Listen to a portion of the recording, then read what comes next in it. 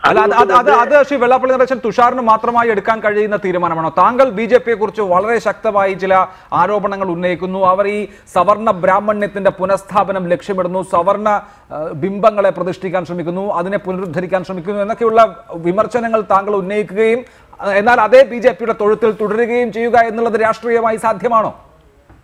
അവരുടെ പ്രവൃത്തികൾ കേരളത്തെ സംബന്ധിച്ചിടത്തോളം എന്റെ ആ വാദഗതിയെ ഇങ്ങനെ തകർന്നില്ല നിഷേധിക്കാനൊക്കെ നിങ്ങളൊന്ന് ആലോചിക്കണം. അവരുടെ മുഖപത്രമായ ജന്മഭൂമിയിൽ പോലും ഇന്നത്തെ മുഖ്യമന്ത്രിയെ പറ്റി എന്താണ് കാണിച്ചിരിക്കുന്നത്?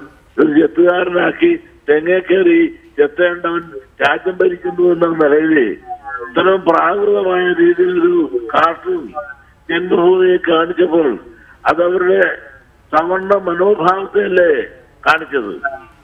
അപ്പൊ ഞാൻ പറഞ്ഞത് അത്രയും ശരിയാണ്.